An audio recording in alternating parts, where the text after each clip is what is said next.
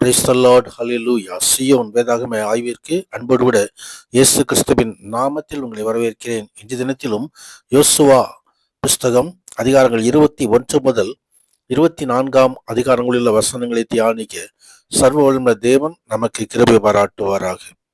21வது அதிகாரத்திலே கர்த்தருடைய வாக்கின்படியே இஸ்ரவேல் புத்திரர் தங்கள் சுதந்திரத்திலே லேவியருக்கு பட்டணங்களை கொடுக்கிறதை குறித்து நாம் பார்க்கிறோம்.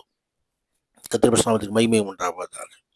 எல்லாவற்றையும் சீட்டு போட்டு சரியான முறையிலே பங்கு கொடுத்து இங்கே லேவியரின் குமாரருக்கு கொடுக்கும் போதும் சீட்டு போட்டு சரியாக இந்த காரியங்களை பகிர்ந்து கொடுக்கிற காரியத்தை குறித்து பார்க்கிறோம்.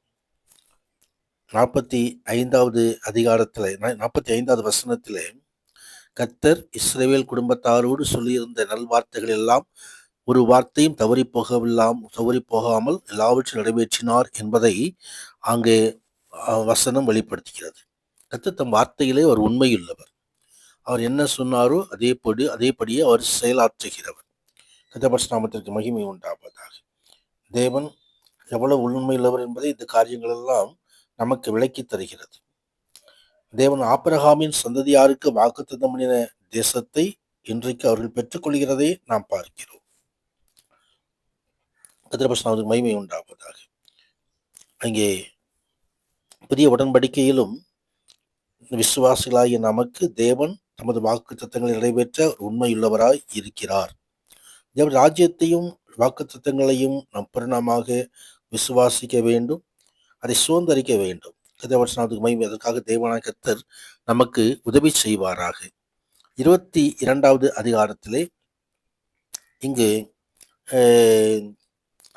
கிழக்கு பகுதியிலே குடியிருக்கும்படியாக கோத்திரத்தார் தங்கள் வீடுகளுக்கு திரும்பி செல்வதை குறித்து பார்க்கிறோம். நீங்கள் உங்கள் தேவனாய் கர்த்தரில் அன்பு கூர்ந்து அவருடைய வழிகளில் எல்லாம் நடந்து அவர் கற்பனைகளை கைக்கொண்டு அவரை பற்றி கொண்டிருந்து அவரை உங்கள் முழு இருதயத்தோடும் முழு ஆத்மாவோடும் சேவிக்கிறதற்காக கர்த்தரின் தாசனாகிய மோசே உங்களுக்கு கற்பித்த கற்பனையின்படி எல்லாம் நியாயப்பிரமாணத்தின்படி எல்லாம் செய்யும்படி மாத்திரம் வெகு சாவதானமாயிருங்கள் என்று சொல்லி யோசுவா அனுப்பிவிடுகிறார். கர்த்தருடைய நாமத்திற்கு மகிமை உண்டாவதாக. ரூபன், காத், மனாசி ஆகியோர் யோர்தானுக்கு இக்கரையிலே ஒரு பலிபீடத்தை கட்டியது அது தேவனுடைய வார்த்தையில் நம்பிக்கை இல்லாதது போல் தோன்றிற்று.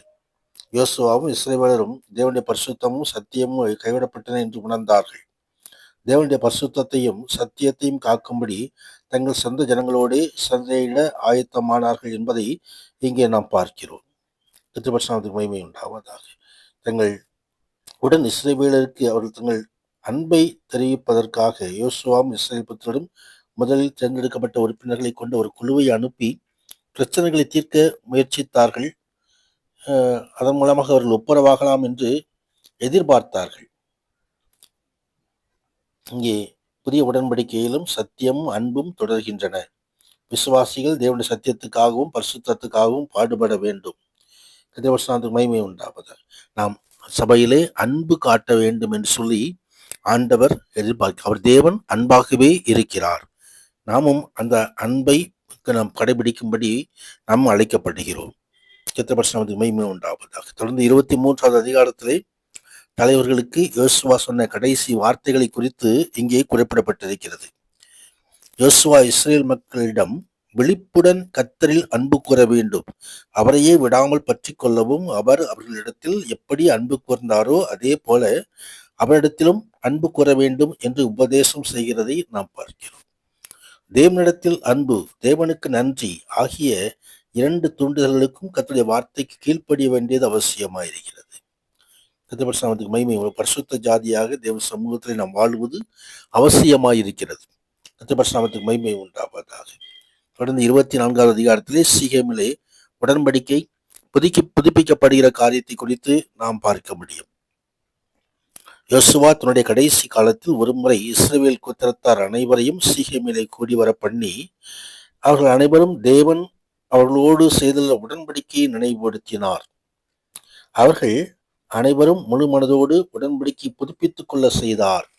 கர்த்தருடைய மகிமை உண்டாவதாக. ஆம், தேவன் நம்மோடு செய்த உடன்படிக்கை, புதிய ஏற்பாட்டிலே கர்த்தர் நம்மோடு இரத்தத்தினாலாகிய உடன்படிக்கையை சிலுவையிலே செய்திருக்கிறார். அந்த உடன்படிக்கையை நாம் முழு விசுவாசம் கொண்டு, இதோ அந்த இரத்தத்தின் மூலமாக வருகிறதான பரிசுத்தத்தை நாம் பெற்றுக்கொண்டு நாம் அசைவில்லாத ராஜ்யத்திற்கு நாம் கடந்து செல்ல பிரயாசப்படுவோமாக. கர்த்தருடைய மகிமை உண்டாவதாக.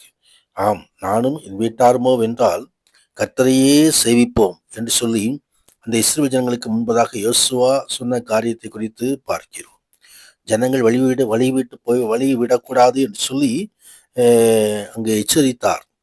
கர்த்தருடைய மகிமை உண்டாகும். யோசுவா மக்களுக்காக ஒரு உடன்படிக்கை பண்ணினது 25வது வசனத்தில் நாம் பார்க்கிறோம். கர்த்தருடைய மகிமை உண்டாவதாக. ஆண்டவரும் இஸ்ரவேல் மக்களும் தங்கள் உடன்படிக்கையை புதுப்பித்துக் கொண்டதில் 2 அர்ப்பணிப்புகள் காணப்படுகிறது. தேவன் தமது மக்களை பாதுகாக்க தம்மை அர்ப்பணித்தார்.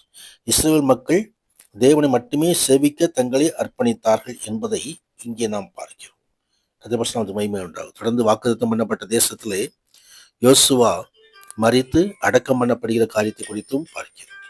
யோசுவா தனது உயிரோடு இந்த நாட்கள் எல்லாம் கர்த்தர் இஸ்ரவேலுக்கு செய்த கிரியைகள் எல்லாம் அறிந்து அங்கே ஜனங்களை ஆண்டோடைய சேவிக்கும்படியான காரியத்தை செய்தார்.